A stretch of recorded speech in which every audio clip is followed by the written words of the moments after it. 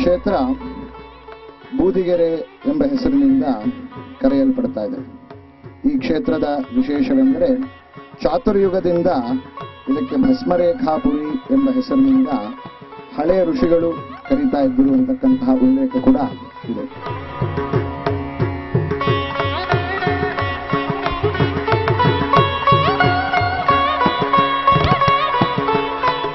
ಇಲ್ಲಿ ಅನೇಕ ಋಷಿಗಳು ಯಾಗಯಜ್ಞಾದಿಗಳನ್ನ ಆಚರಿಸಿ ಬಹಳಷ್ಟು ಪುಣ್ಯಕೃತಗಳು ನಡೆದಿರತಕ್ಕಂತಹ ಕಾರಣ ಈ ಕ್ಷೇತ್ರಕ್ಕೆ ಭಸ್ಮರೇಖಾಪುರಿ ಎಂಬ ಹೆಸರಿನಿಂದ ಕರೀತಾ ಇದ್ದಾರೆ.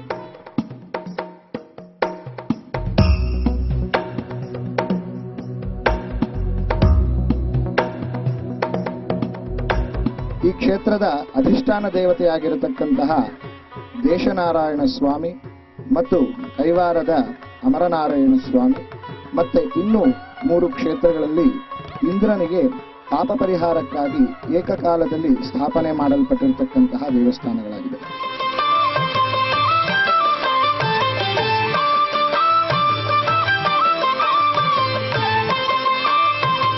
ಶ್ರೀ ಸಾಯಿನಾಥ ಭಗವಾನರು ತಮ್ಮ ಕಾರ್ಯಕ್ಷೇತ್ರವನ್ನಾಗಿ ಮಾಡಿಕೊಳ್ಳಬೇಕು ಅಂತ ಹೇಳಿ ಒಂದು ಮಂದಿರವನ್ನ ಏರ್ಪಾಟು ಮಾಡಿಕೊಳ್ಳಲು ಈ ಕ್ಷೇತ್ರವನ್ನ ಆಯ್ಕೆ ಮಾಡಿಕೊಂಡಿದ್ದಾರೆ.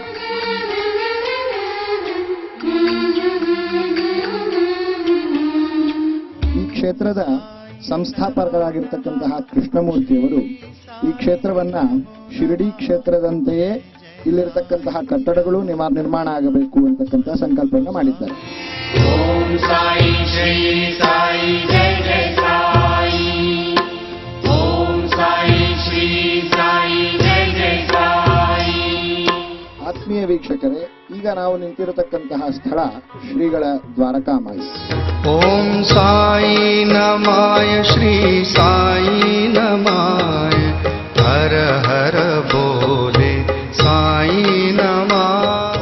ಈಗ ನಾವು ನಿಂತಿರತಕ್ಕಂತಹ ಪವಿತ್ರವಾದ ಸ್ಥಳ ಶ್ರೀ ಸಾಯಿನಾಥ ಭಗವಾನರ ಗುರುಸ್ಥಾನ. ನಮಸ್ತೇಸ್ತು ಭಗವನ್ ವಿಶ್ವೇಶ್ವರಾಯ. ನಾವು ಈಗ ನಿಂತಿರತಕ್ಕಂತಹ ಸ್ಥಳ ಶ್ರೀಗಳ ಚಾವಡಿ. ಓಂ ಸಾಯಿ ನಮೋ ನಮಃ. ಶ್ರೀ ಸಾಯಿ ನಮೋ ನಮಃ.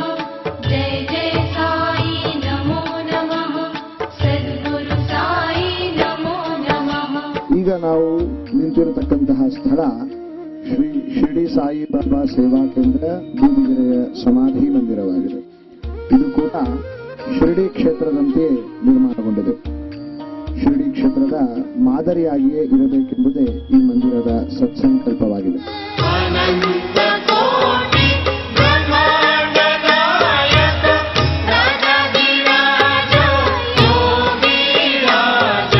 ಪರಬ್ರಹ್ಮ ಶ್ರೀ ಸಚ್ಚಿದಾನಂದ ಸದ್ಗುರು ಸಾಯಿ ನಾಥ ನಮಾಯ. ಈಗ ನಾವು ಕಾಣ್ತಾ ಇರತಕ್ಕಂಥದ್ದು ಶ್ರೀ ಸಾಯಿ ಬಾಬಾರವರ 5.7 ಅಡಿಯ ಅಮೃತಶಿಲಾ ವಿಗ್ರಹ. ಈ ವಿಗ್ರಹವನ್ನು ರಾಜಸ್ಥಾನದ ಜೈಪುರದಿಂದ ತೆಗೆದುಕೊಂಡು ಬಂದು ಸ್ಥಾಪಿಸಲಾಗಿದೆ.